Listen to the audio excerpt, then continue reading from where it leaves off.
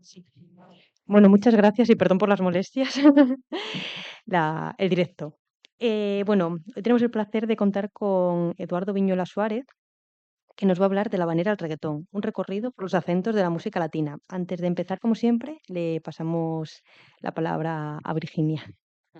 Bueno, buenas tardes. Yo creo que estaré esperando y ver cómo funciona lo de la tecnología. Para mí era una cosa casi mágica. No se ha podido solucionar, pero aún así el camino es sorprendente, ¿no? Gmail, YouTube, no sé qué. Bueno, hay mil caminos, ¿no? Por estos andurriales que nuestro invitado de hoy en realidad conoce bien. Creo que es más de la máquina, ¿no? O de que nos falta Javier San Pedro, que parece que es el nombre de la máquina, ¿no? Bien, nuestro invitado de hoy es catedrático de musicología en la Universidad de Oviedo, es Eduardo Viñuela Suárez, y él es ahora catedrático en la universidad en la que estudió musicología, ¿no? Pero su periplo académico pues ha sido largo porque fue profesor 2 años, durante 2 años en la Universidad de Alicante. Ahí fue profesor de comunicación. Creo que estas dos vías, su formación como musicólogo, su docencia previa en otra universidad, ¿no? Dentro del área de comunicación, se ve reflejada también en lo que ha sido su trayectoria como profesor y como investigador, ¿no? Y también como em, transmisor de todo un saber relacionado con las músicas urbanas, con músicas que antes en sus estudios parecía que no tenían rango, ¿no? Para entrar en la universidad y sin embargo el profesor Eduardo Viñuela desde el primer momento se especializó. Además tiene trabajos específicos sobre precisamente por qué hay que estudiar estas músicas en la universidad. Él va explicando que tienen sus propios canon, que reproducen muchas veces también las mismas cuestiones que vemos en cuanto a música clásica, ópera, zarzuela, no sé qué, pues si eres del rock, si eres del pop, tienen ellos también unas gradaciones, ¿no? En cuanto a divinos y menos divinos, ¿no? Bueno, pero a lo que vamos. Actualmente es catedrático del Departamento de Historia del Arte y Musicología en nuestra universidad. Forma parte del grupo de investigación en música contemporánea de España y Latinoamérica, donde su rama de su aporte dentro del grupo tiene que ver con lo que es su especialidad, la investigación sobre músicas populares urbanas y medios audiovisuales. Porque nuestro invitado se doctoró en 2008 con una tesis doctoral relacionada con el videoclip y a partir de ahí su investigación ha estado pues muy ligada a la vinculación de la música con el videoclip, a la presencia de la música en todo tipo de artefactos que navegan por la red, pues los mismos vídeos, incluso satíricos o de todo tipo, los vídeos de TikTok, qué músicas están utilizando. En algunas de las entrevistas, tienen muchas, ¿no? Con nuestro invitado, él dice que ahora mismo hay una cosa que marca nuestros tiempos, que ya no hay un vídeo de una canción, sino muchos vídeos con esa misma música y que todo esto pues te hace no solo pensar, sino ver estas variaciones y también esta falta quizá de como de que ya las cosas no son piramidales, lo queramos o no, ¿no? Porque es enfrentarte con la misma textura del mundo. Leyendo sus trabajos te enseña muchas cosas sobre la condición del mundo en que vivimos. Y eso a través del videoclip, a través de la música y demás. Entre sus publicaciones, pues tiene un libro de referencia que además está citadísimo, el videoclip en España 1980-1995, que publicó en 2009. Es coeditor de Rock Around Spain. Historia, Industria, Escenas y Medios de Comunicación en 2013. Bueno, no los voy a aburrir con todo lo que tiene dedicado a la música urbana, al videoclip y demás. Sí les digo que no es un único campo, porque claro, todo esto también está ligado, ¿no?, con el arte audiovisual, por tanto con el cine, y es coordinador con Carmen Rodríguez Fernández del Diccionario Crítico de Directoras de Cine Europeo. O sea que sus inquietudes intelectuales son muy amplias y sus logros investigadores y demás los recorren todos. Ha realizado estancias de investigación en las universidades de Liverpool, Oxford, República de Uruguay, y fue Fulbright Visiting Scholar en Stanford University también. Bueno, como siempre digo, cuando hago el periplo internacional, que muchas veces ni siquiera está completo, de nuestros invitados, que ahora nos toca a nosotros también, ¿no? Ujú. Y también estar en sus currículums, ¿no? Es decir, pues también he estado en el Archivo de Indianos de Colombres dando una conferencia, y no crean que es una broma.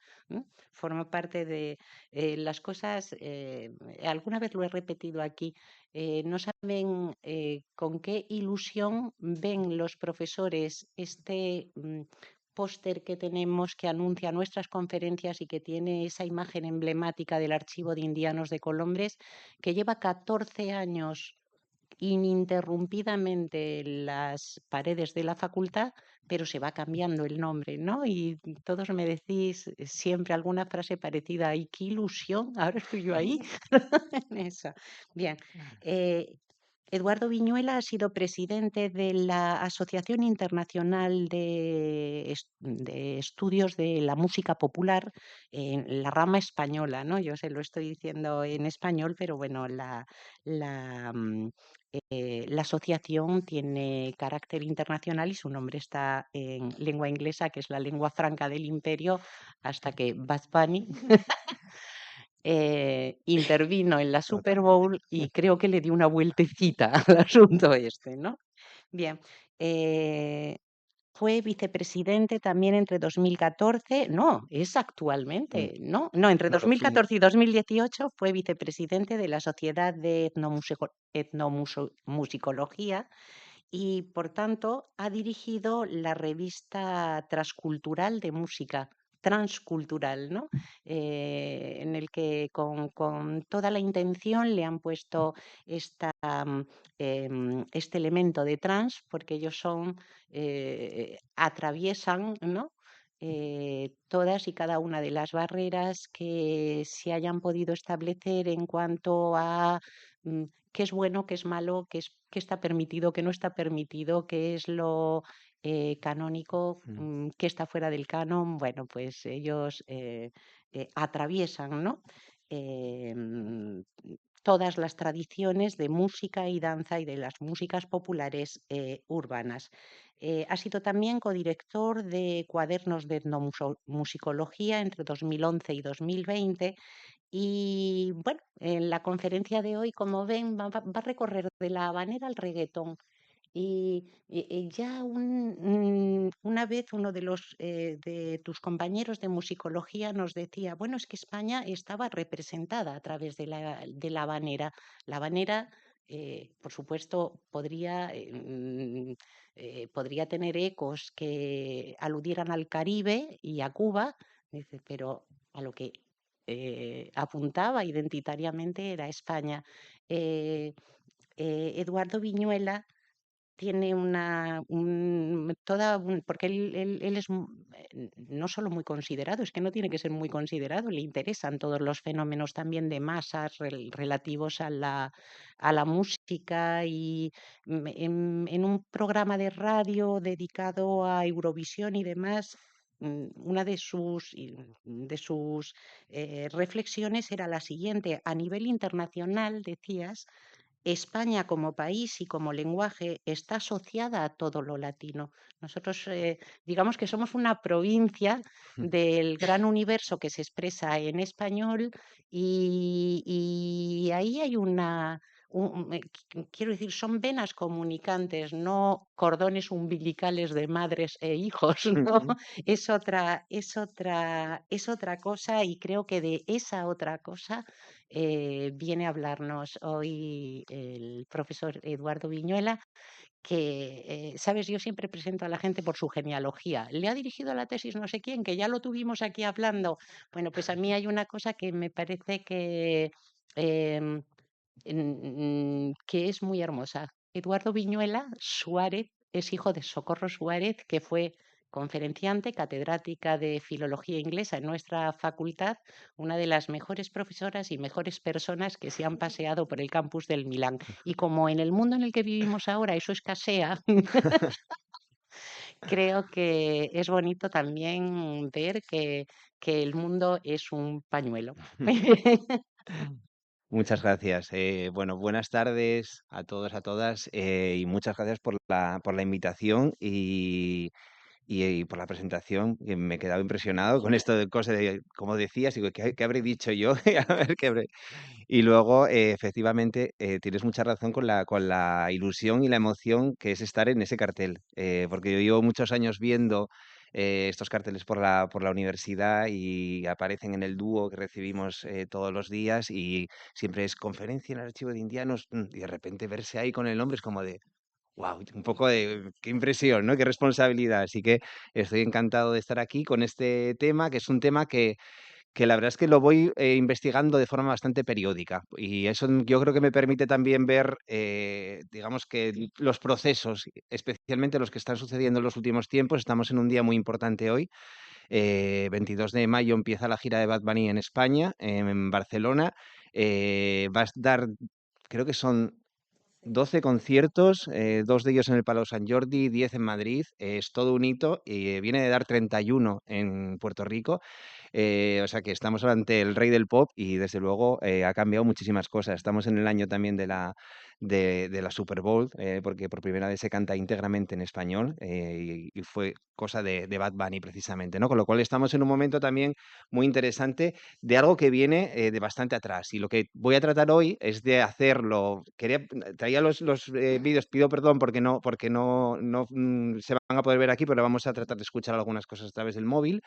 Pero lo que más me interesa sobre todo es que veamos los procesos de cómo se fue creando todo esto, ¿no? Y lo primero es qué es la música latina. Esto es uno de los primeros problemas que tenemos desde la musicología, porque claro, cuando decimos qué es el pop, qué es el heavy, qué es el jazz, tiene una serie de normas, de características musicales que nos permite reconocer, ah, vale, esto es, pero la música latina es mucho más complicado porque no es un repertorio. Es decir, hay rock latino, hay trap latino, hay jazz latino, hay un montón de cosas y eso lo complica todo, pero también lo hace a la vez mucho más interesante. Además, tampoco es algo que se restrinja a un periodo concreto, ¿no? Como digas, el techno o algo o el hip hop nace en esta época, en este contexto, sino que es algo que lleva funcionando como etiqueta desde hace muchísimos años y eso de nuevo complica bastante esta cuestión, ¿no? Es una etiqueta realmente, la música latina, que uno de los elementos que la identifican es que se canta en español. Generalmente la música latina se canta en español y por eso el idioma es tan importante. Y el hecho de que tenga además tanta popularidad lo que es los ritmos que vamos a ver hoy, los géneros que vamos a ver hoy, que englobamos dentro de la música latina, nos da una idea de cómo a través de esta música también podemos ver cómo ha ido evolucionando los usos del español en la música, que creo que es una cosa muy interesante, ¿no? Además a nivel masivo. Otra de las preguntas podría ser cuándo surge. Y claro, la etiqueta música latina en realidad es de los años 80, tiene mucho que ver con el contexto de la globalización,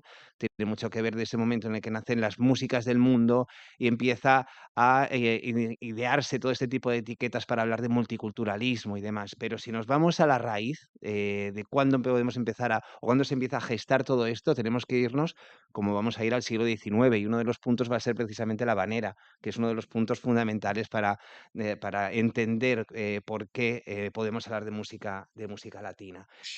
¿Por qué?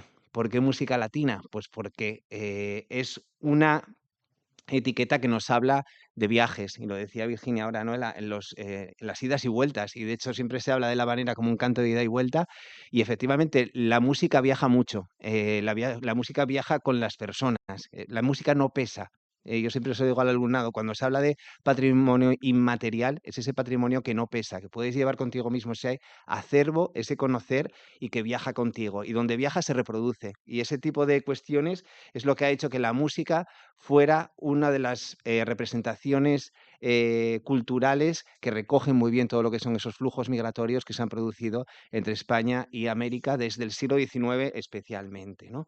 Y luego hay otra cuestión que es dónde se hace música latina. Y efectivamente somos una provincia, podríamos decir, del español, pero todavía se complica más si pensamos en la cuestión musical y en qué consideramos latino, porque la música latina efectivamente se hace en América, se hace en Latinoamérica, pero se hace también mucho en Estados Unidos y de hecho es uno de los grandes lugares donde se produce música, lo que denominamos música latina.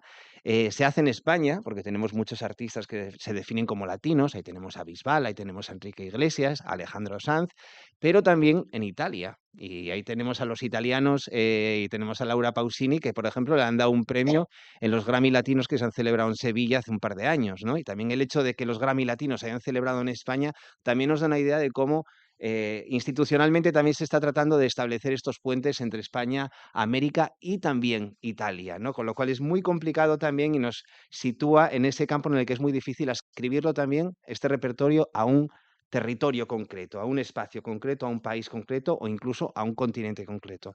Cuando hablamos de música latina hablamos de diálogos, hablamos de transculturalidad y hablamos de flujo migratorio. Y eso, como digo, en un material tan inmaterial que pesa tan poco como la música, es muy fácil que se produzca y que se mezclen las cosas y que se vayan dando todos estos diálogos. Traigo aquí algunos conceptos para entender de en qué momento podemos hablar del nacimiento de este tipo de repertorio, ¿no? Lo primero es el siglo XIX. Sin duda es el siglo XIX donde nace y se forja esta idea de cultura compartida entre España y una América que ya está entrando en ese periodo poscolonial y por lo tanto donde empiezan a negociarse estas identidades. Y eso es pleno romanticismo. Y en el romanticismo, además de los nacionalismos, también se van a desarrollar muchos estereotipos y muchos tópicos que perviven hoy en día. Esta cuestión de qué nos define como españoles, qué nos define como latinos. Y seguro que todos tenemos en mente que si el exotismo, el erotismo, la pasión, el fuego, el calor, todo esto seguro que son tópicos que, desde luego, desde este siglo XIX se forjaron y se forjaron en la música, en la ópera, en la literatura, en diferentes representaciones culturales y que van a ser fundamentales para explicar cómo entendemos lo latino, cómo hay esa asociación entre determinados repertorios musicales, repertorios literarios, repertorios escénicos y la idea de la identidad, ¿no? En realidad, en el siglo XIX, cuando hablamos de lo latino y cuando hablamos de la identidad que podía tener un país como España, tenemos que pensarlo casi como una otredad. Y ahí el término de Edward Said me parece muy acertado, el orientalismo, ¿no? Él habla de cómo Oriente no existe, Oriente es una construcción de Occidente. Es decir, nosotros desde Occidente hemos construido el imaginario de lo que es Oriente. Y yo muchas veces le pregunto al alumnado, ¿dónde está la frontera entre Oriente y Occidente? Y ahí se monta el lío, porque claro, no la hay, no hay una frontera física, es una frontera más relativa, de dónde te sitúas tú como sujeto y dónde te sitúan otros a ti como sujeto, ¿no? Y en este siglo XIX España era Oriente, España era África, España era donde todavía había autenticidad, donde había pues gente primitiva, es decir, todo esto desde el pensamiento centroeuropeo, francés, y por lo tanto esta idea de orientalismo nos aplica muy bien para entender que donde se gesta la idea de música latina es en una música que pertenece a otro, que es muy atractiva porque es sensual, porque es pasional, porque es todo eso que no es el aquí, que no es el yo, sino que es la otredad. Y se ve muy bien en la literatura, en esa obra de Prosper Mérimée, que es La Carmen, que luego deriva en la ópera de Georges Bizet, donde todos los tópicos de lo que era lo español, todos los tópicos románticos se ven perfectamente, ¿no? Carmen, la femme fatale, gitana, que además trata de mala manera a los hombres, que lleva una vida fuera de las normas de la sociedad, etcétera, etcétera. Todo eso vamos a ver que se va a reproducir muchísimo muchísimo en esta idea de la música latina. Y claro, decía que tiene un contexto histórico y sucede algo muy importante a final del siglo XIX, que es el momento en el que con la guerra de Cuba, en la revolución de 1898, la guerra del 98, va a hacer que España pierda las colonias, pero también va a hacer que Estados Unidos comience su hegemonía. Y es ese momento, en el cambio del siglo del XIX al XX, cuando se produce ese cambio en las tornas en el poder. Y las propias repúblicas americanas ven amenazados también, ven cierta amenaza en esa hegemonía que va a tener Estados Unidos en ese momento. Y va a haber en este momento, principios del siglo, a partir de 1900, esta idea de una existencia de una hermandad, de una nación latina, de unas naciones latinas que compartimos una serie de características y de rasgos culturales en común, ¿no? Entre ellos el idioma, pero también la música. Todo eso era una forma de estrechar lazos también entre España y las repúblicas latinoamericanas frente a Estados Unidos, que venía como una fuerza imperialista muy decidida, muy fuerte, y que a partir de ese cambio de siglo del 19 al 20 iba a imponerse de manera muy rápida hasta donde estamos hoy, que no hay más que verlo, que estamos en plena auge imperialista con el señor Donald Trump. Creo que no se nos escapa a nadie, ¿no? Ese tipo de movimientos. Y todo esto da lugar a cuestiones como, y a movimientos culturales, identitarios, como el panhispanismo. Hablar de que todos somos, los hispanos, todos somos hermanos, hay una cierta hermandad, todos venimos del mismo lugar, hay mucha relación cultural, y todo esto lleva a un caldo de cultivo muy interesante, que es la consideración de la habanera como digamos que el epítome de esa conexión que hay entre España y América Latina, ¿no? Y traía aquí dos habaneras, pero las tengo aquí para poner a través del móvil.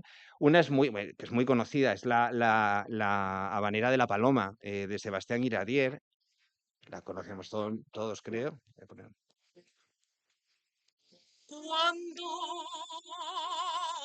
Es una de las canciones más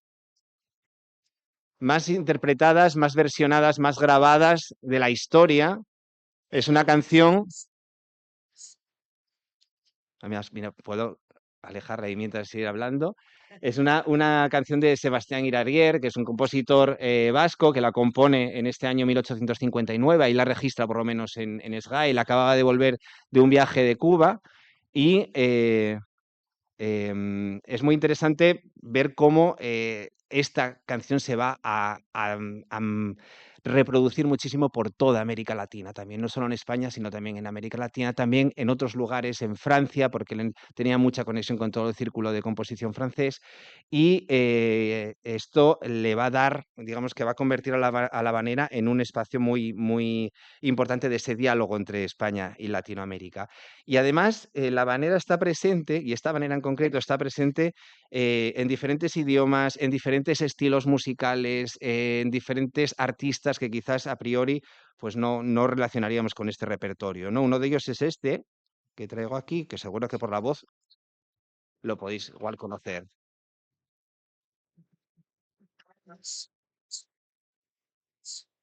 Esta voz es inconfundible del rey del rock.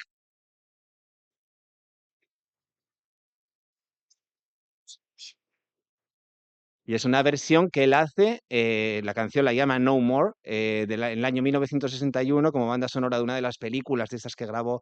No recuerdo si es algo de Aloha from Hawaii o algo, me parece que es esa la película del 61. Luego la vuelve a grabar en el año 73, cuando hizo su vuelta, es decir, que formó parte de su repertorio, pero esto nos da una idea de cómo esta canción es una de las más versionadas, más grabadas y más adaptadas, y de nuevo, cómo esta idea de la música latina, lo difícil que es definirla y agarrarla. Incluso la habanera se nos va a escapar hacia territorios que son difíciles de ubicar, ¿no? Todo esto lo cuento porque la habanera tiene voy a parar aquí, que luego tenemos. Tiene también un papel muy importante en el siglo XIX. Es un género musical que se forja a principios del siglo XIX, en la primera mitad del siglo XIX, y no solo triunfa en América y en España, sino que va a triunfar en París. Y triunfar en París en el siglo XIX significa automáticamente tener una proyección internacional de que es la moda. Es decir, esta habanera se va a meter dentro de los salones de la burguesía parisina del siglo XIX, y eso la va a convertir en una música muy atractiva y un elemento de modernidad muy importante. No es casualidad que Iradier haya compuesto esta pieza, ¿no? Esta música, la habanera, tiene una característica que va a tener, yo creo que prácticamente, no toda, pero prácticamente toda la música latina, que es la síncopa.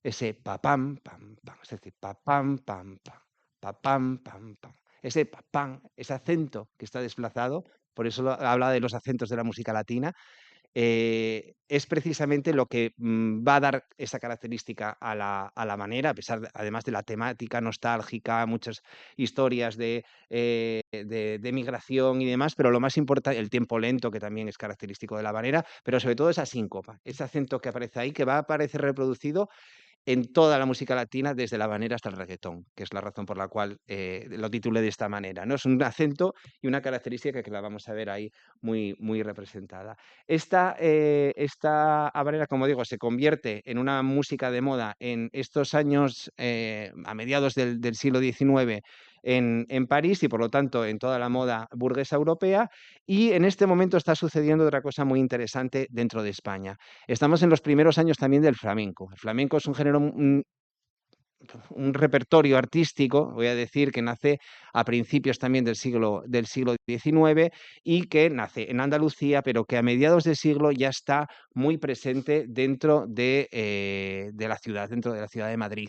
Y Madrid se va a convertir en el gran escenario del flamenco, sobre todo para todos aquellos artistas que quieren buscar una proyección internacional, es decir, los que quieren ir a triunfar a París y los que quieren ir a triunfar a América, hacer las Américas con ese tipo de espectáculos. ¿Y qué va a hacer el flamenco? El flamenco va a adoptar todos los tópicos del romanticismo español, es decir, se va a fijar en todas esas ideas del torero, de la gitana, de la pasión, del amor, etcétera, etcétera, y va a empezar a reproducir todo este tipo de arquetipos y todo este tipo de tópicos que podemos vincular a lo gitano. Entonces, en el momento en el que se está forjando esta idea de lo latino, está encontrándose, por un lado, toda esa habanera como repertorio musical, con esa síncopa y con toda esa connotación de cosmopolita, de estar de moda en la burguesía, con todos esos tópicos del romanticismo español, de lo gitano. Y esa mezcla va a ser lo que eclosione en la obra de Carmen de Georges Bizet.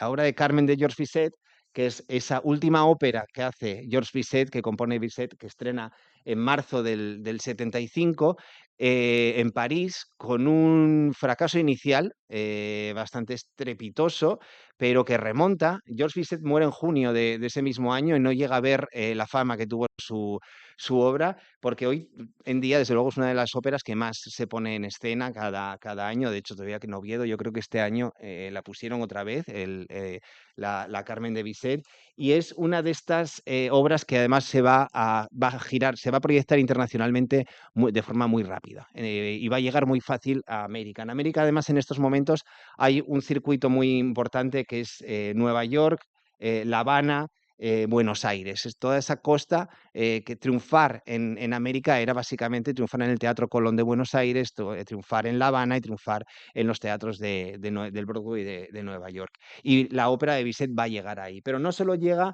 la ópera de Bizet, sino que van a llegar un montón de espectáculos basados en el arquetipo femenino de la protagonista, de Carmen. Y esas Cármenes, lo que van a hacer en esos viajes por América va a ser vender todo el tópico de la Carmen gitana. Es decir, van a investirse ellas mismas, todas estas Cármenes, artistas que muchas veces desde la propia industria que está fijada en Madrid, van a proyectarse hacia América. Y eso hace que la música española se vea precisamente como ese encuentro entre habanera, gitano, todos esos tópicos del romanticismo que funcionan muy bien y que además se mezclan con otra cosa muy importante, con el mundo árabe. El mundo árabe es otro elemento que tiene España y que difícilmente vamos a encontrar en otros contextos, en el contexto americano, pero que sí que en España se va a forjar perfectamente todos esos encuentros, ese punto de encuentro y esa amalgama de otredades musicales que podemos encontrar en este repertorio. Os traigo aquí 3 imágenes de 3 de estas artistas que hicieron gira y que triunfaron muchísimo, pongo las Cármenes de 1900. La primera es Carmencita, Carmen Dauset, que es una bailarina que era conocida como la Perla de Sevilla, que ella pues tenía toda esta construcción retórica, decía que era hija de gitanos, que era de Sevilla, no era de Sevilla, era de Almería, pero vendía a ser de Sevilla porque la ópera de Carmen pasa en Sevilla y Carmen está allí, ¿no? Entonces eso, otra de las que, bueno, Carmencita fue, vamos, como la Taylor Swift actual. Carmencita a finales del siglo XIX en Estados Unidos tenía marca de cigarrillos, marca de ropa, tenía de todo. Carmencita era realmente bueno, grabó una de las primeras películas de Edison en 1894, es Carmencita bailando. La Bella Otero, que también se vendía como gitana, como hija, por supuesto, sevillana, era de Pontevedra. Pero ella luego tiene una vida espectacular, acaba en los casinos de Niza y demás. Tórtola Valencia, que nació en Sevilla, pero a los 3 años se fue para Londres, ella también más sevillana que ninguna, y también con esos espectáculos donde mezclaba lo flamenco con lo árabe, con lo oriental, de nuevo, todos estos tópicos de la otredad que está muy presente, ¿no? Todas estas Cármenes de finales del siglo XIX triunfan por el éxito que había tenido todo ese estereotipo de la música latina. Y en Estados Unidos vamos a encontrar otras Cármenes. Ahí tenemos algunas. Carmen Miranda, que es nacida en Portugal, pero conocida por ser una de las figuras de la samba. Seguro que la recordáis por los fruteros que ponía por sombrero, que triunfó en Hollywood de manera espectacular, la mujer mejor pagada en los años 30 en Estados Unidos.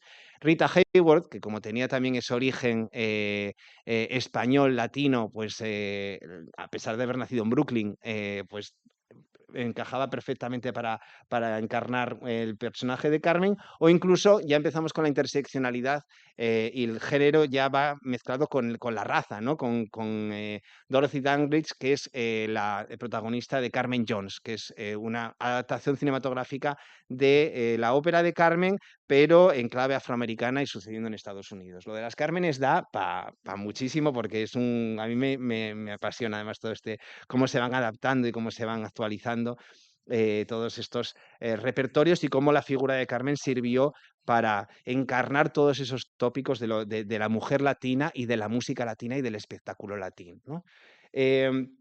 Bueno, si vamos tenemos Cármenes, ya digo, en los Minstrels, que son unos espectáculos del siglo XIX en Estados Unidos, con Susana Brown, que era conocida como la Carmen Negra, y sobre todo lo que es interesante de esto es cómo la música que ponían en escena todas estas Cármenes era música que no eran habaneras, era mezcla de un montón de cosas, mezcla de un montón de estilos que es lo que le da, que es lo que acaba configurando esa mezcla que es la música latina, ¿no? Entonces, traigo aquí la figura de Xavier Cugat, porque es muy importante para entender toda esa mezcla que va a haber en torno a la idea de música latina. Xavier Cugat es un director de orquesta, compositor catalán que vivió mucho tiempo en Cuba y que luego fue a Hollywood y se hizo famosísimo y muy rico también en Hollywood, y en parte se hizo famoso por ser un director de orquesta de de música latina, mezclando muchísimos géneros musicales, ¿vale? Desde el mambo, el cha-cha-cha. Bueno, os voy a poner un ejemplo de este Gypsy Mambo para que escuchemos cómo suena estas castañuelas a lo flamenco. Esto es el ritmo del mambo. Fijaros la síncopa ahí. Ta, tan, tan. Y esto que con esta flauta que suena árabe.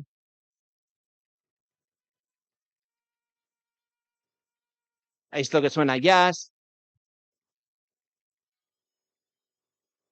Este tipo de giros melódicos totalmente a lo flamenco. No, no, no, no, no, no, no, no, no, no.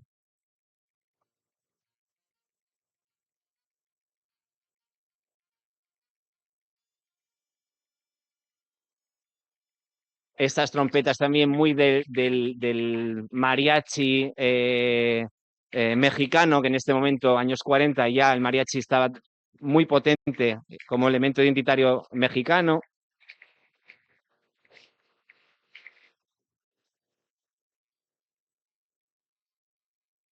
un poco de jazz.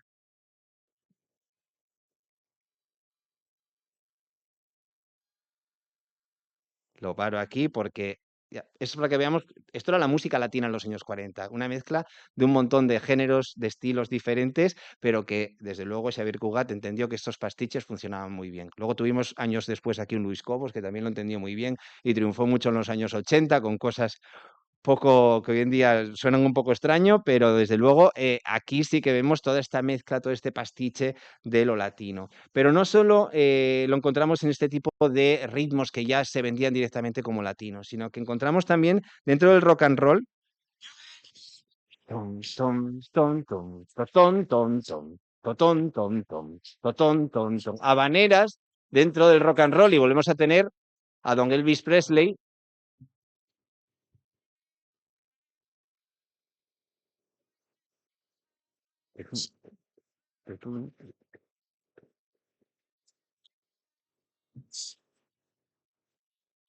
Bueno, lo paro, yo creo que la conocemos todos, Hound Dog, una de las canciones. No era raro, encontrar este tipo de ritmos sincopados que beben perfectamente de esta música de raíz hispana, podríamos decir, porque sí que hay mucha conexión entre todo lo que es el nacimiento de las músicas populares urbanas, en el jazz, en el blues, hay muchos, lo que llamaban ellos el toque español, ¿no? Y ese toque español muchas veces era esa síncopa de la habanera que la encontramos perfectamente representada en cosas como este rock and roll como este rock and roll de Elvis Presley. A ver, que ahora... Vale. Otro de los géneros musicales, años 60, el bugalú.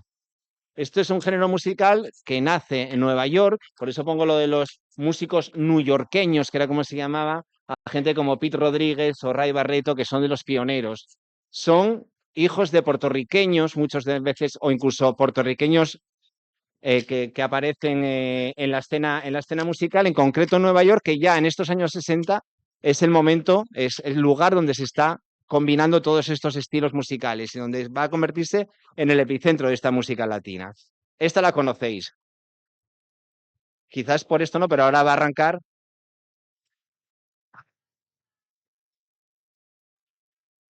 y de nuevo estamos escuchando esa síncopa que es la característica de lo latino. Si alguien os pregunta musicalmente qué es lo latino, la síncopa.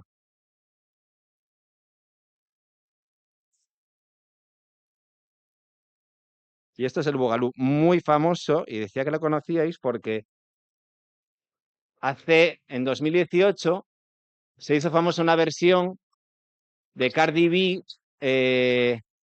Bad Bunny y J Balvin eh,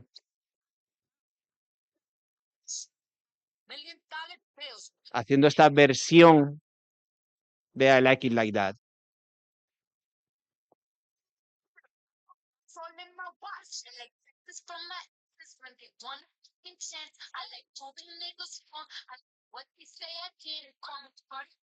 Bueno, esto sobre todo lo traigo para que veamos las conexiones que hay con los repertorios. Es decir, en una canción del año 1967 como I Like It Like That aparece en 2018 llevada hacia un trap latino con Cardi B. O sea, estas cosas pasan constantemente. En los 70 tenemos la salsa. La salsa nace en Nueva York, acaba con el bugalú prácticamente y además va a tener una industria musical muy potente. Ahí hay un sello discográfico que es Fania Records, que es la gran factoría de la salsa. Y la salsa tiene otra característica, es que va a mezclar un montón de cosas. El son, de hecho la base es una base de son, ta, ta, ta, ta, ta, ta, ta, ta, y sobre eso se van metiendo otros tipos de ritmos, ¿no?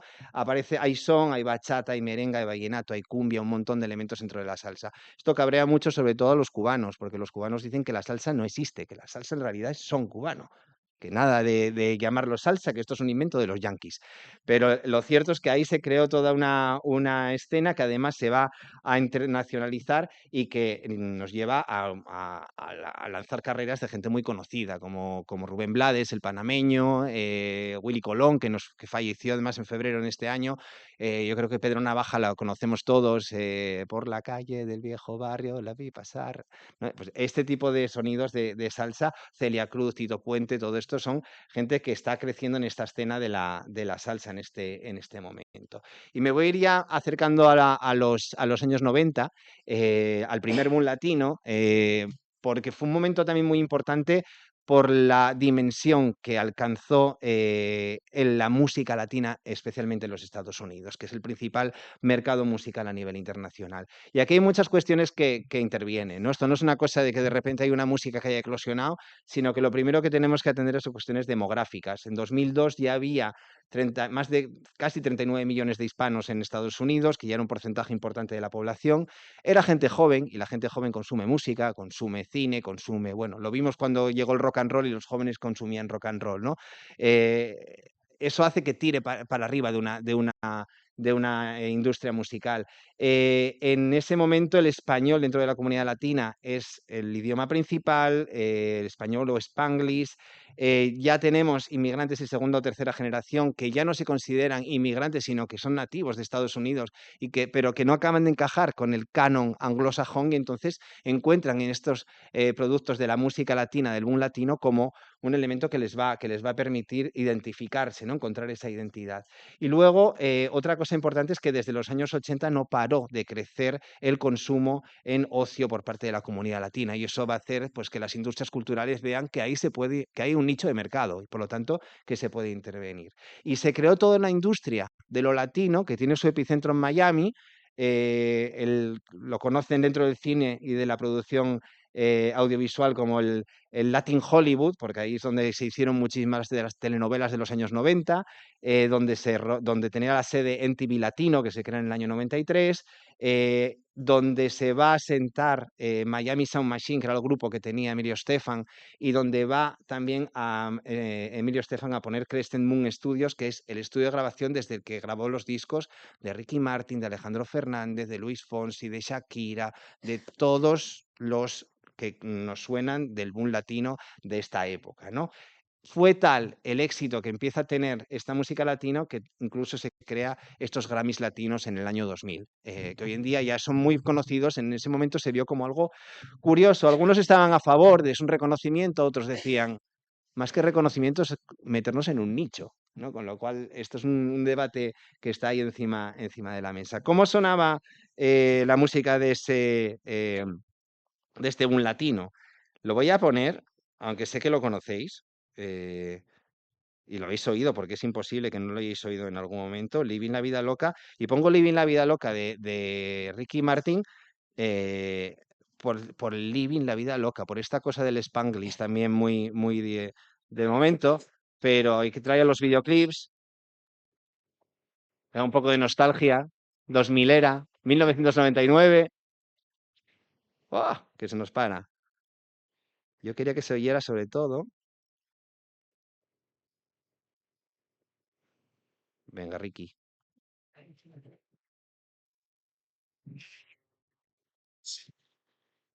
La reina de la... Bueno, nos va a parar en cada estrofa. Nada, no sigas. Lo que me interesaba sobre todo era que viéramos esa forma de cantar, ¿no? Con esa dicción perfecta. La reina de la noche, la diosa del vudú. Es decir, ¿dónde está el acento ahí? No está el acento, y es una de las cosas que caracteriza a estos artistas de Miami, producidos por Emilio Estefan, que no tienen acento. Su español es un español completamente neutro. Y de hecho, lo que ponía al otro lado, ya desvelo la incógnita, era el Living en la Vida Loca en inglés. Porque otra cosa que hacían estos artistas en esta época era grabar la versión en español y la versión en inglés.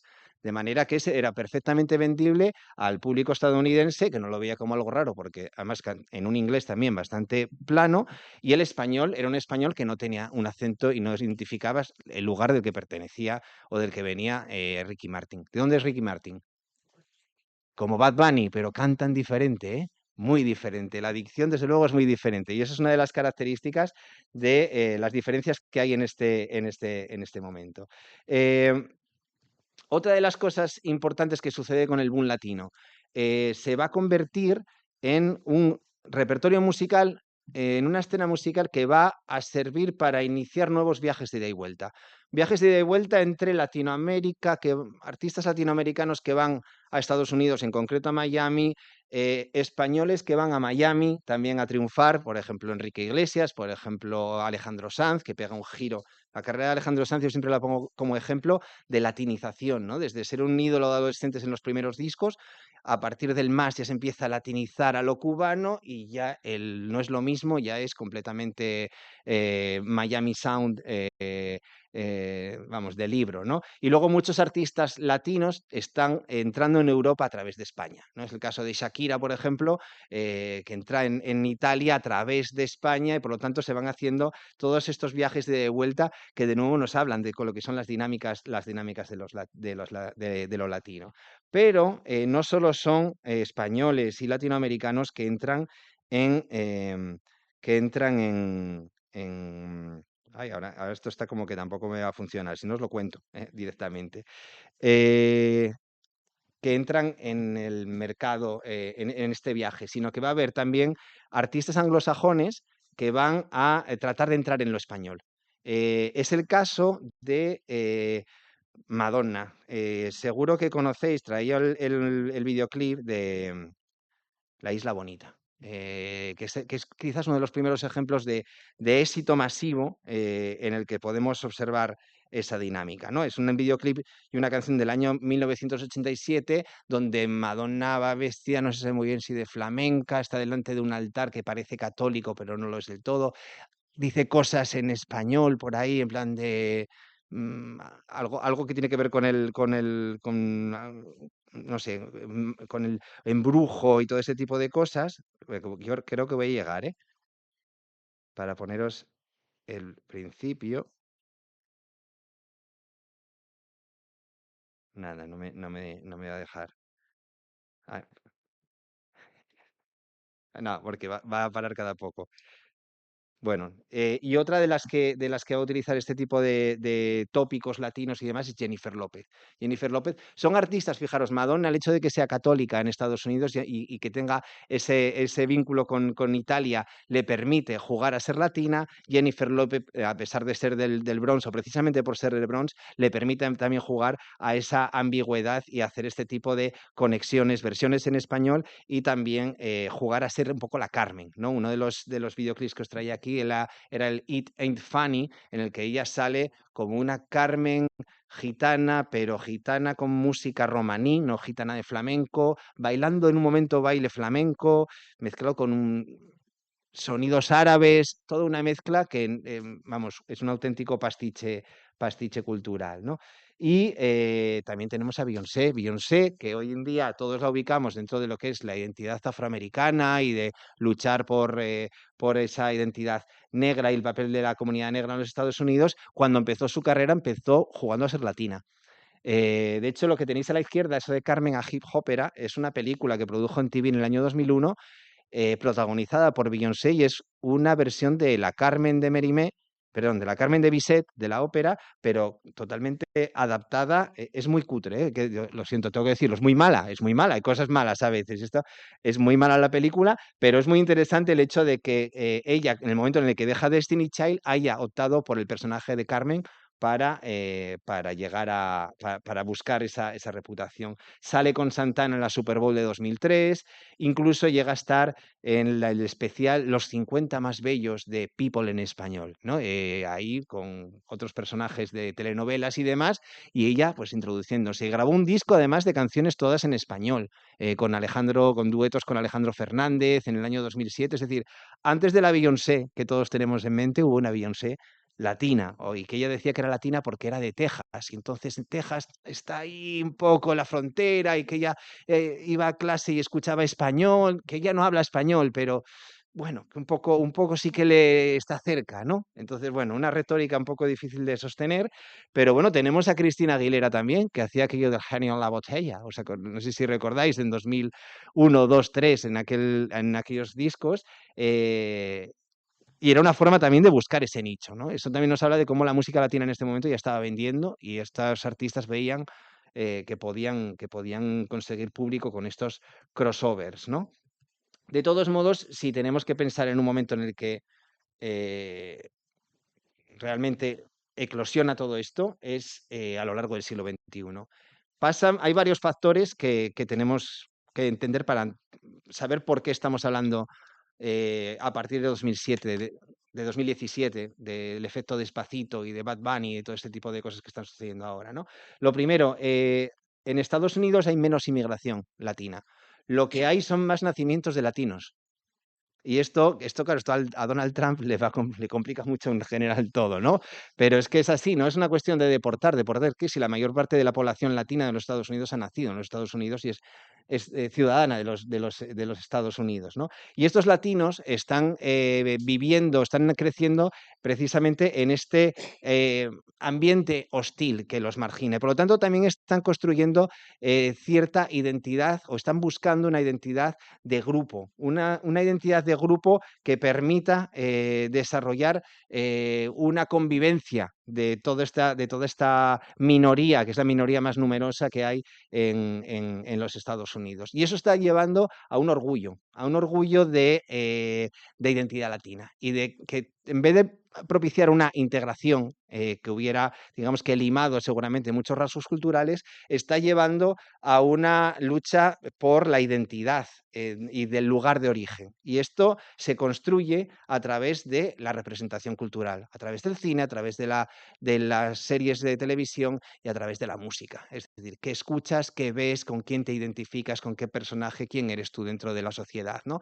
Y eso es lo que está sucediendo ahora mismo con estadounidenses que tienen origen latino y que se sienten más latinos que estadounidenses. Por otro lado, tenemos a toda esta población concentrada sobre todo en las ciudades.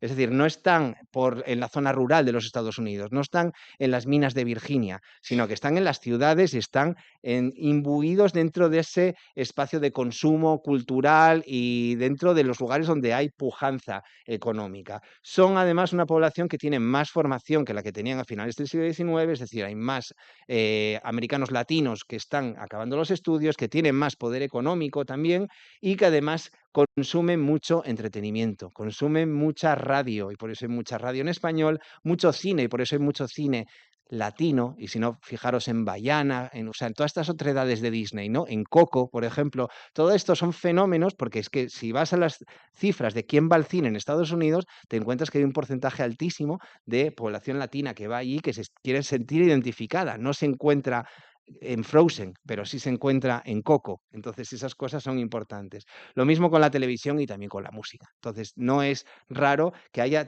tantísimo éxito de la música latina también dentro de los Estados Unidos, pero también dentro de otros lugares que de repente en América Latina están viendo, pues eso, que sus artistas de Puerto Rico, de Colombia, de México, de Argentina, están pegando muy fuerte a nivel internacional. Y este tipo de elementos genera una sensación de orgullo. Y además de esto, son una población que tiene muchísima conexión a Internet y conexión a Internet a través de los teléfonos móviles. Es decir, no ven la tele desde casa, sino que la tele la ven en el móvil y consumen la música en el móvil. Es decir, el consumo es mucho más omnipresente. Y esto en los estudios de consumo musical, siempre cuando el consumo se hace a través del móvil, se hacen esos ratos muertos, que a veces no son ni siquiera ratos muertos, pero son el estar ahí fuera y de repente pues ya me veo algo en el metro, me veo un capítulo de o me escucho un disco de, etcétera, etcétera, ¿vale? Recordad que estamos casi siempre hablando de contextos urbanos, ¿no? Y pongo aquí, llegó el reggaetón. Pues llegó el reggaetón porque es en este contexto en el que podemos hablar de reggaetón, ¿no? Y bueno, esto no me va a conectar, pero las conocéis estas canciones. No, pero es para poner la gasolina. Que yo creo que la gasolina, incluso igual me puedo incluso Pero bien, he venido a escuchar eso. ay, ya lo sé, ya lo siento de verdad, porque tenía todo esto aquí puesto.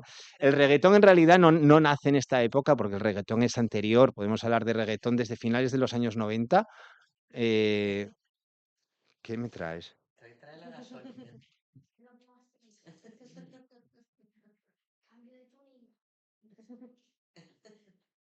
No sé. No sé qué me salió aquí, Héctor. Bueno, da igual. La canto.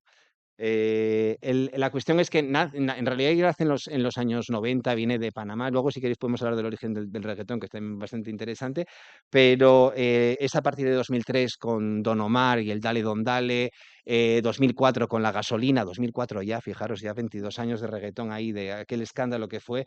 Y una música que, de nuevo, insisto en la cuestión de lo que identifica la música latina musicalmente y muchas veces esa síncopa, ¿no? Y el tatum tam tatun, tantun. Es esa síncopa que encontrábamos en la manera y que va a ser característica del reggaetón. De todos modos, el reggaetón tiene una historia también ya muy larga, de esos 22 años. Y no es lo mismo las sonoridades de esta gasolina, que es muy agresiva de timbre, de producción, de forma de cantar, etcétera, etcétera, que el Despacito. El Despacito también es un reggaetón. De hecho, es una mezcla de cumbia y reggaetón. Tiene los dos elementos. Y esto es un viaje que va a hacer la música desde esas tímbricas y ese tipo de ritmos más duros que podía haber en esos primeros años del siglo XXI, hacia una integración más pop a partir de 2017, 2018. 2017 es el año fundamental para entender este tipo de cambio musical, porque es el momento en el que sale Despacito, no sé si fue en febrero o marzo, y se convierte en el vídeo más visto de la historia de YouTube, desbancando al Gamma Style, que llevaba desde 2012 siendo el vídeo más visto de YouTube.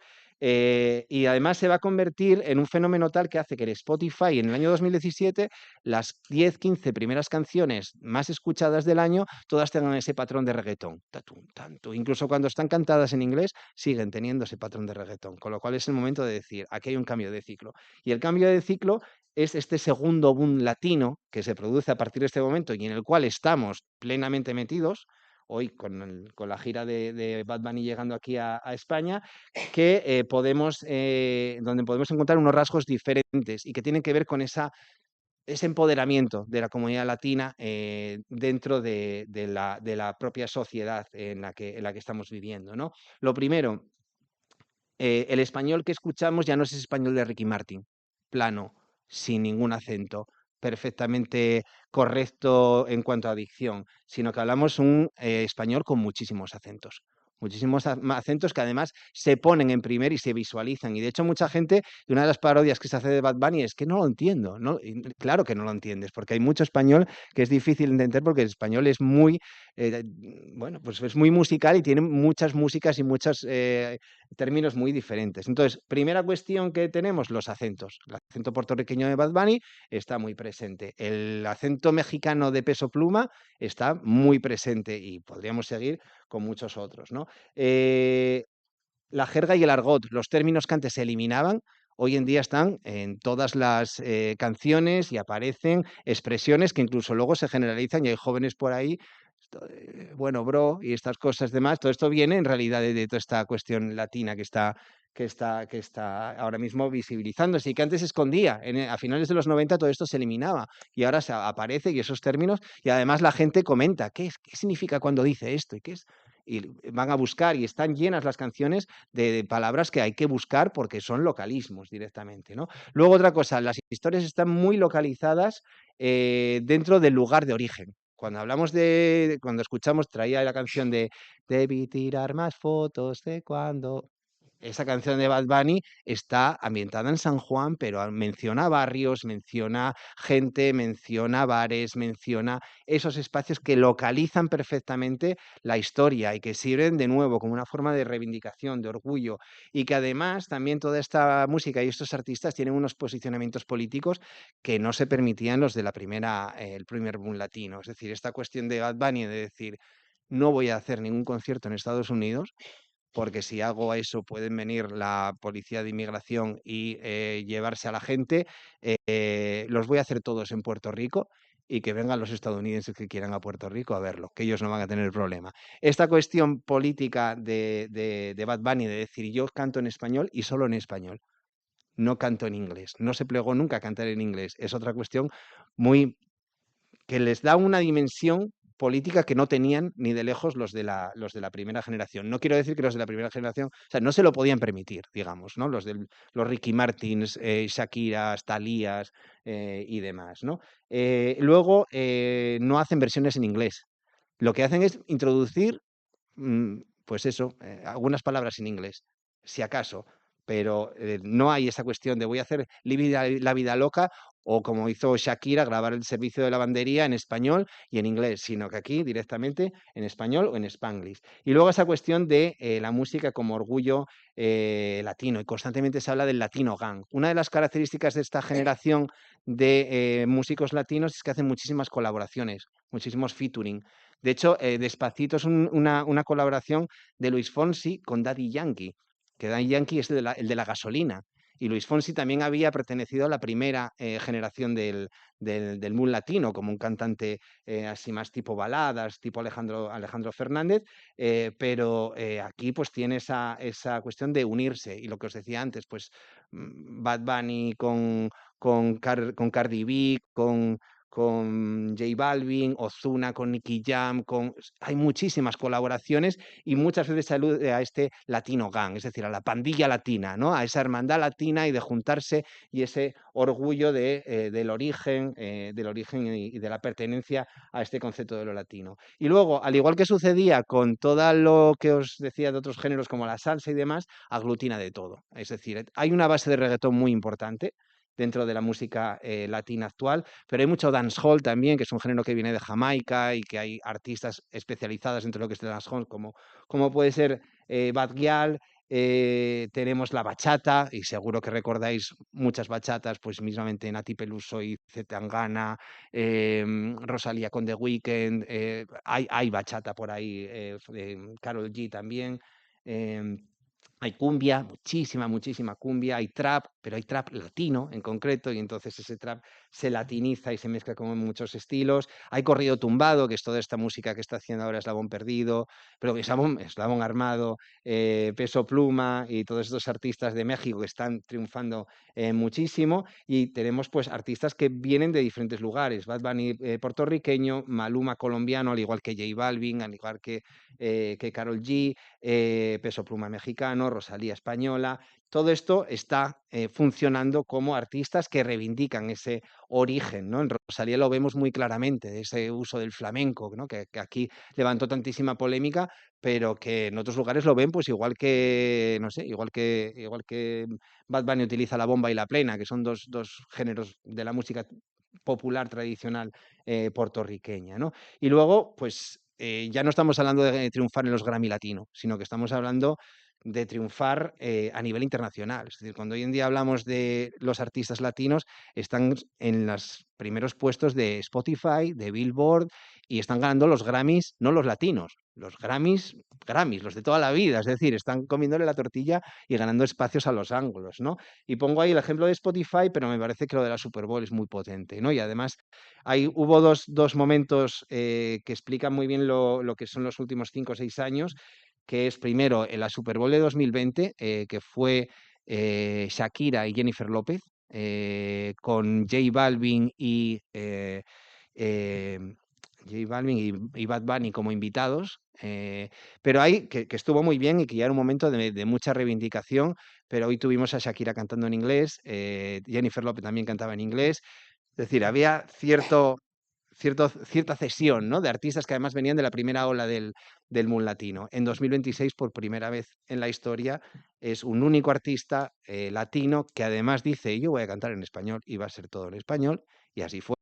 Y encima montó ese show que fue una cosa pues, muy espectacular, y se trajo además de invitada a Lady Gaga, que es como la otredad de lo anglosajón. Pero o sea, ya el hecho de yo soy el que te traigo invitado a ti, ya es un cambio en las tornas de poder muy simbólico, ¿no? Y eso dentro del espacio televisivo más visto de la historia es algo muy potente y es algo que está pasando ahora. Entonces, bueno, iba a acabar con Debí tirar más fotos de cuando que es el disco más escuchado del año pasado. La gira está siendo ahora la canción más escuchada, vamos, lo que consagra, ¿no? Además es un disco que mezcla la salsa, la bomba, la plena, es decir, mezcla un montón de géneros diferentes y que yo creo que acabó de consagrar a Bad Bunny como este rey del pop que ya le están llamando todo el mundo y que desde luego, bueno, a ver por dónde va, porque no se sabe las cosas por dónde van a acabar, pero desde luego este es el gran momento. Y con esto cierro la idea de cómo la música latina sigue estando ahí, sigue siendo muy difícil de definir, sigue teniendo una dimensión política muy fuerte, tiene una carga identitaria muy poderosa y siempre está respondiendo a las transformaciones que están pasando en la sociedad. Y siempre con el acento a veces del español, el acento a veces musical, esa síncopa, ta, tan, ta, tan, tan, que está ahí presente y que seguramente seguirá sirviendo para generar un montón de estilos diferentes, escenas diferentes y mensajes e identidades diferentes en el futuro. Nada más, perdonad por no haber puesto la música que debía, debía haber puesto más música, pero muchas gracias por la atención y encantado aquí de cualquier cuestión que salga.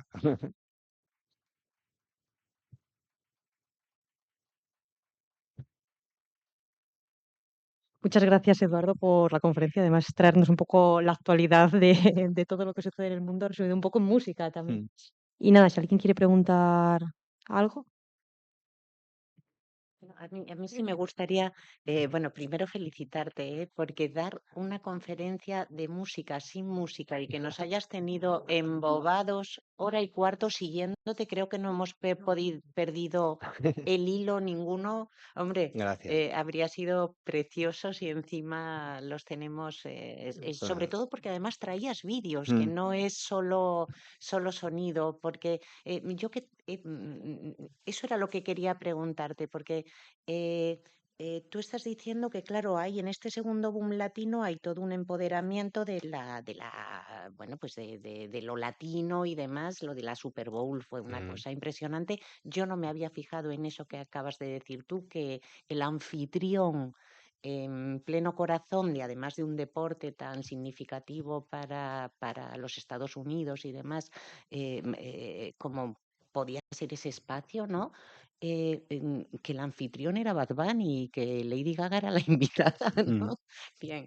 eh, mm, pero ese empoderamiento pasa por visualmente, y no solo visualmente, también las mismas letras y demás, o sea, hacer tuyo el cliché que te han endiñado. Ujú.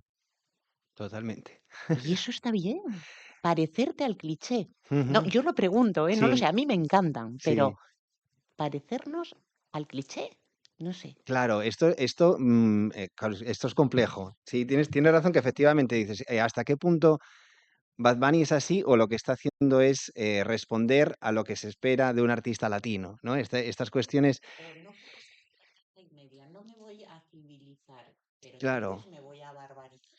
claro, Es compleja. sí, Lo del cliché sobre todo. claro, es ambivalente porque en realidad lo que está haciendo Bad Bunny es jugar con los tópicos, yo creo. Es decir, existen, yo los manejo, pero yo los manejo. Y los manejo como yo quiero, los despliego de la manera en la que yo quiero y los combino en la manera en la que yo quiero, de manera que, bueno, pues estas cuestiones, es que pasa tantas veces, estoy pensando también con el celtismo, ¿no? Y cómo el celtismo lo construyen los poetas ingleses, pero luego los irlandeses se lo apoderan y dicen, sí, somos diferentes y esto es lo que nos diferencia. Entonces, esas cuestiones de apropiación identitaria que cruzan muchos repertorios musicales que tienen esta carga política tan fuerte, lo encontramos constantemente. Entonces, claro, el estereotipo de Carmen no es positivo, pero sí es positivo, porque Carmen es verdad que acaba mal, acaba muerta, ¿no? Y además no se porta bien, pero es que tiene la libertad para no portarse bien. Y esta libertad de no portarse bien es muy atractiva y da mucha agencia. Y es lo mismo que sucede en este caso, ¿no? Entonces, me apropio del ser latino, yo soy diferente, pero me voy a poner en primer lugar y voy a ser yo quien comande este tipo de espectáculos. Entonces el caso de la Super Bowl además es doblemente significativo porque un artista que se había opuesto a cantar en estadios en Estados Unidos va y va a cantar al estadio en la final de la Super Bowl, que es como lo que todo el mundo querría, ¿no? Es como fue un contrasentido y lo consiguió, y además cantando en español, yo pongo las normas, todo ese tipo de cuestiones creo que es lo que convierte esta identidad latina en algo tan a flor de piel y tan visceral muchas veces. No sé si quieren plantear algo. Yo todavía tengo una cuestión que sí me gustaría plantearte en cuanto al planisferio que nos planteas aquí y el lugar donde está España y donde está Europa, la parte, digamos, de lengua española de Europa, que es España. Porque en la Super Bowl veíamos ese final apoteósico donde desfilaban banderas y eran las banderas de la América en plan José Ujú, Martí, que habla en español, ¿no? Era nuestra América, ujú, ¿no? Dicho por un poeta hispanoamericano, ¿no? Ahí no estaba la bandera de España, nosotros no estábamos ahí, era una representación del espacio americano de ese otro espacio mm, americano, ¿no? El que se expresa en lengua española. Yo veo que efectivamente luego la industria no solo pasa, o sea, la industria, por lo que nos estás diciendo, de sonido y demás, claro, eso sí está radicado en América, pero la vía de los conciertos y desde España ya, pues ir hacia Italia y hacia otros sitios y demás, eso está situado en España. mm. Pero yo no sé hasta qué punto ellos creen que nosotros somos parte de lo latino. Sí. Claro, de nuevo es muy relativo todo. Efectivamente, no somos parte de lo que puede entender Latinoamérica como latino, porque la posición que tiene España es del norte global, es de ser un país de la Unión Europea, es un país completamente integrado dentro de la hegemonía que mueve el mundo, ¿no? Podríamos decir. Entonces, en ese sentido no estamos, pero digamos que hay ciertos vínculos y además esa ambigüedad que juega España le permite ser esa puerta de entrada hacia Europa a muchos de estos artistas, como decía antes, ¿no? Esos viajes no se hacen para triunfar en el mercado español, que somos 45 millones de habitantes, ¿no?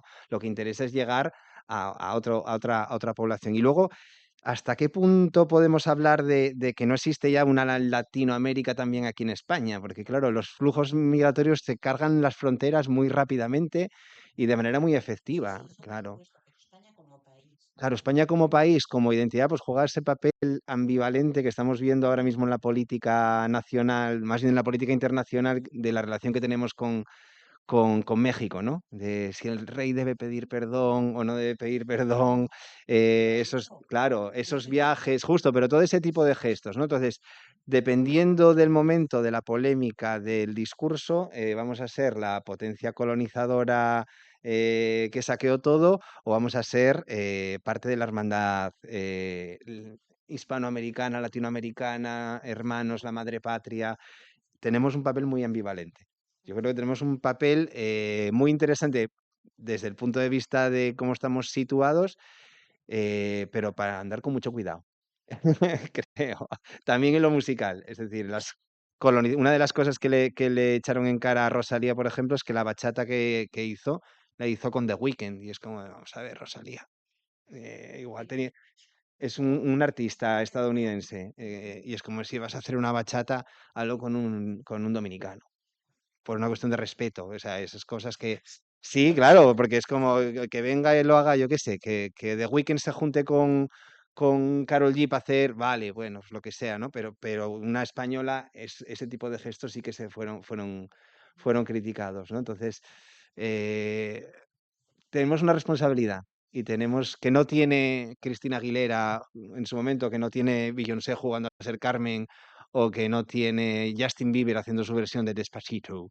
Eh, entonces, creo que tenemos muchas posibilidades y muchos puntos de encuentro y muchas posibilidades de encajar, como encajó Alejandro Sanz en su momento, o Zetangana, o no sé, el de Jarabe de Palo, o un montón de artistas, pero a la vez, Entre los artistas la veo la hermandad entre ellos, que sean españoles, americanos y demás, y además la conexión que les da la lengua. Mm, Pero no sé si ellos luego tienen una conciencia muy grande de ser americanos, ¿no? sí, Banderas, sí, sí, ellos totalmente, sí. en el norte desfilan Claro, banderas, pero con su conciencia espacial del claro. continente al que pertenece, que no es el nuestro. Pero no sería que además las banderas son algo muy, muy potente y muy polémico. Una bandera, bueno, lo sabemos en este país por la cuestión de las banderas en los balcones y esas cosas que vivimos no hace mucho, ¿no? Eh, las banderas son muy duras y haber sacado una bandera de España allí, en ese desfile de banderas latinoamericanas en la Super Bowl, hubiera sido muy polémico. Y hubiera sido traer el pasado colonial de España a colación. Y yo creo que lo que estaba buscando Bad Bunny ahí era un latino gang exclusivamente latinoamericano. Pero sí tenía como una referencia a España, ¿no? Porque en el vaso salía ahí la bandera de Sí, España. bueno, y luego está lo de vestirse de Zara, que se vistió de Zara y entonces eso fue también un guiño, que bueno, también podríamos hablar de si realmente eso es España ¿no? Es el IBEX 35, ¿no? Pero más esos guiños, una bandera no la hubiera sacado, porque una bandera es sacar el imperio allí. Y eso es, entonces, entre una visión, España, entre que nos vean como la madre patria y digamos que un punto amable, nuestros hermanos y demás, a que nos vean como los colonizadores que arrasaron con esto, hay por eso en todo esto, en todo lo que tenga que ver con lo latino, cuidado con el posicionamiento de España, porque puede ser leído de muchas maneras. ¿Veis alguna cuestión? ¿Queréis que cante? Ay, bueno, tengo una voz, tenía que te digo, con la guitarra igual me animaba, pero así a capela. No, en clase sí que lo hacemos, bueno, yo por lo menos lo hago porque muchas veces quieres poner algo y entre que te sale el anuncio de Spotify, de YouTube y no sé qué, perdiste como 2 minutos de clase. Entonces a veces me arranco y la canto directamente. Y bueno, más o menos lo entienden. Llamas un poco la atención también, que en clase viene bien. No, sí. Bueno, la verdad que felicitarte por tu conferencia. Muchísimas gracias. Fresquitos, ¿eh? Sí. Hemos estado, bueno, pues entretenidos de la mejor manera, entretenidos aprendiendo y aprendiendo de algo que es que no me extraña em, que reivindiques tanto la presencia de estas músicas actuales en la universidad, porque fíjense la de capas, ¿no? Por las que ha pasado el profesor relativas a la identidad, a la historia, a la política actual, al juego de ejes y a la de artistas que además merecen toda este estudio en sí mismos. Ujú. Muchísimas gracias. Gracias. Muchas gracias. Presentamos entonces ahora sí. Y bueno, siempre presentamos en una conferencia lo que vamos a tener en la siguiente, que es efectivamente, como dice Sara, es la última de las conferencias ordinarias, ¿no? La tendremos el 12 de junio. Va a venir otro profesor del Departamento de Historia, en este caso de historiador de la historia, José Manuel Fernández Menéndez del Viso, no, sí, bueno, me estoy liando, del Viso, y va a hablar sobre la obra de los emigrantes relacionada con la educación y las escuelas. Después de esta tendremos ya la conferencia de las fiestas, pero esa la anunciamos en su momento, despacito. Pues muchas gracias por venir y os esperamos para ya la siguiente conferencia para cerrar el curso escolar ya, como se dice. Efectivamente, sí, nuestro pequeño gran curso, ¿no? Desde hace tantos años de aquí. Muchas gracias a ustedes por venir, ¿eh?